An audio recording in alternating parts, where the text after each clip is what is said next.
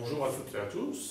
On va s'intéresser dans cette vidéo aux opérations avec les nombres relatifs. Donc les additions, dans un premier temps, de nombres relatifs, et ensuite, un petit peu plus tard, les soustractions de nombres relatifs.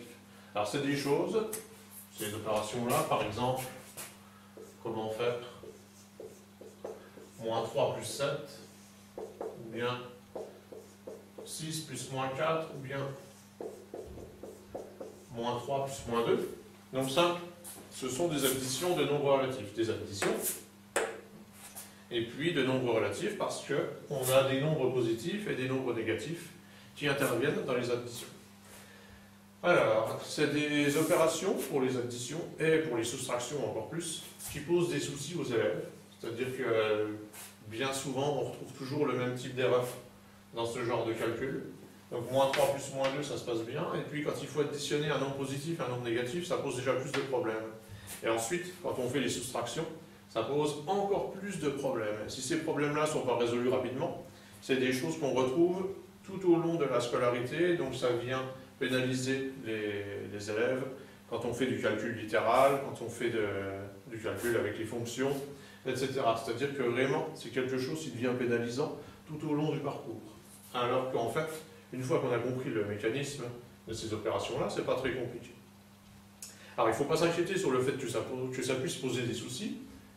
Les nombres négatifs ont posé des soucis aux mathématiciens qui n'étaient pas forcément tous d'accord au moment de leur création. Et puis ensuite, les opérations avec ces nombres-là ne sont pas venues immédiatement. Ce n'est pas des choses qui ont été comprises de façon immédiate, mais c'est des choses qui ont pris du temps. Au départ, les nombres négatifs, certains n'en voulaient pas parce que les nombres étaient faits pour compter, pour les nombres entiers, ensuite étaient faits pour mesurer, par exemple, avec les nombres décimaux.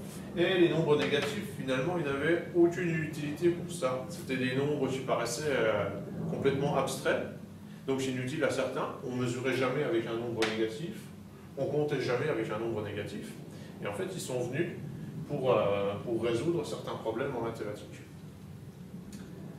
Donc, pour travailler sur ces choses-là, sur ces opérations-là, on va utiliser une représentation schématique des nombres positifs et des nombres négatifs. Alors, les nombres positifs, je vais les représenter,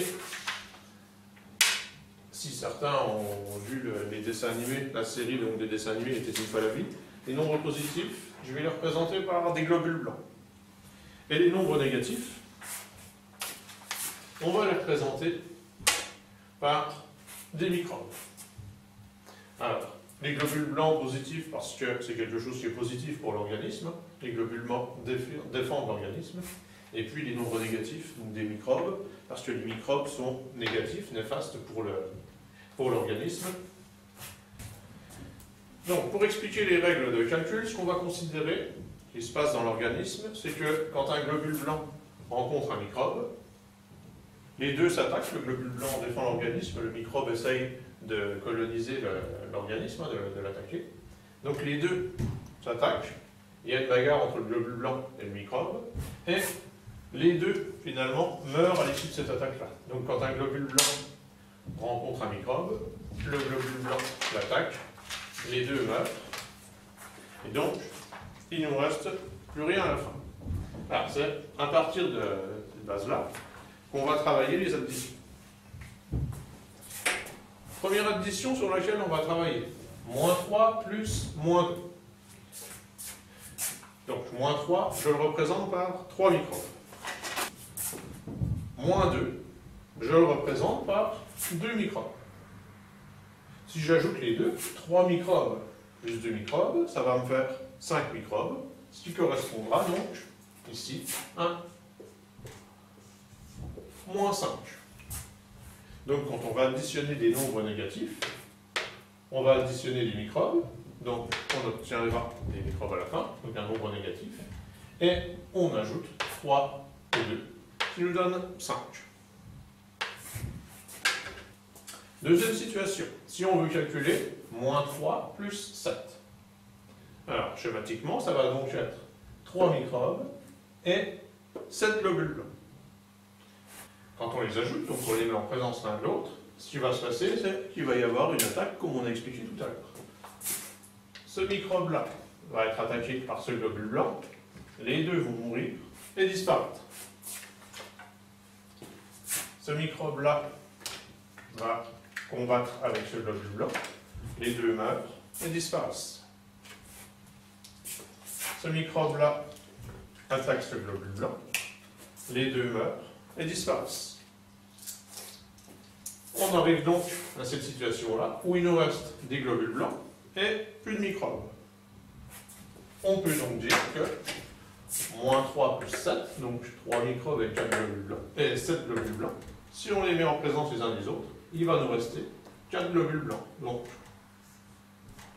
4. On va travailler sur une autre opération.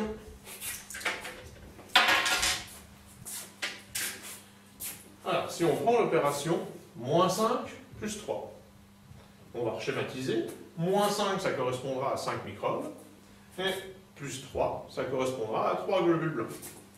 On les fait apparaître. Alors, même chose que tout à l'heure, quand on va les mettre en présence, donc quand on va additionner ces choses-là, ce microbe et ce globule blanc vont s'attaquer, et donc vont disparaître. Ce microbe et ce globule blanc vont s'attaquer et vont mourir tous les deux. Et ce microbe et ce globule blanc vont s'attaquer et donc mourir tous les deux. Au final, il va nous rester 2 microbes et plus aucun globule blanc en face, ce qui correspondra donc au nombre moins 2.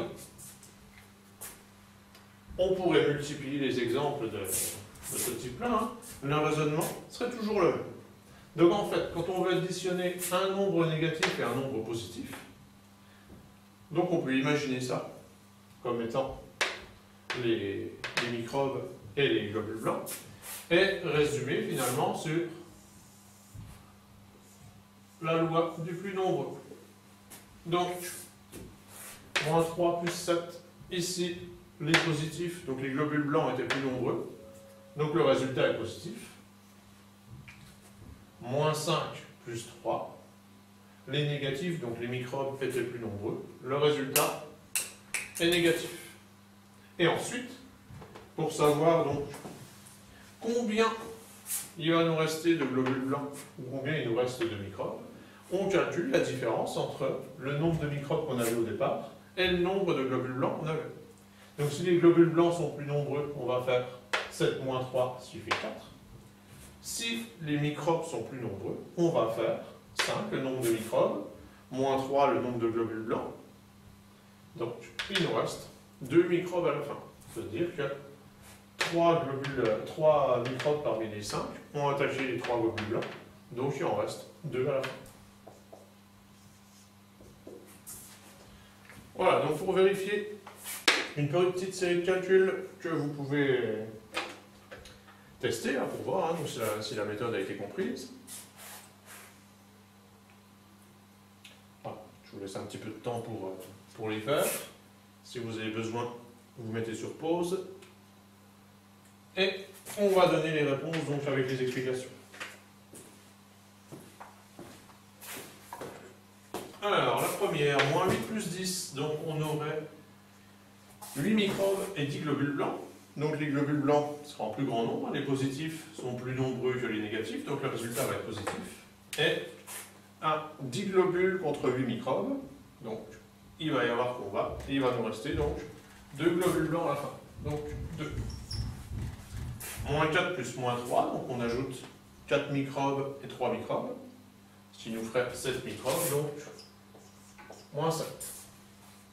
10 plus moins 13, on aurait donc 10 globules blancs et 13 microbes, donc les microbes sont en surnombre par rapport aux globules blancs, le résultat va donc être négatif, et à 13 contre 10, il l'emporte de 3, il va donc nous rester 3 microbes à la fin, moins 3. 4 plus moins 8, on fait le même type de raisonnement, donc on obtiendrait moins 4. Moins 5 plus moins 2, on ajoute des microbes entre eux, on obtient donc 7 microbes, moins 7. Moins 7 plus moins 6, même chose, ce qui nous donnerait moins 13. 8 plus moins 11, donc 8 globules blancs et 11 microbes, Les microbes vont être en surnombre, donc le résultat sera négatif. Et 11 microbes contre 8 globules blancs. À l'issue des combats, il va nous rester 3 microbes, donc moins 3. Et moins 5 plus 9, 5 microbes et 9 globules blancs. Donc, à la fin du combat, les globules blancs vont l'emporter, le résultat sera positif. Et 9 globules blancs contre 5 microbes, après le combat, il nous restera 4 globules blancs, donc 4. Voilà, donc c'est une explication imagée sur ces calculs-là. J'espère que ça vous aura aidé. J'espère que ce sera plus clair pour ceux qui ont des difficultés que les énoncés de règles mathématiques qui peuvent laisser les choses abstraites. Voilà, ce qui compte vraiment avec ces calculs-là, c'est d'avoir compris comment on les fait et ensuite de ne plus avoir d'hésitation au moment où on doit en faire. Alors, petit bémol sur la méthode, évidemment, l'explication ne vaut que pour des nombres entiers, mais une fois qu'on a compris le principe de calcul avec les nombres entiers, on peut passer aux nombres décimaux. Les règles de calcul restent exactement les mêmes.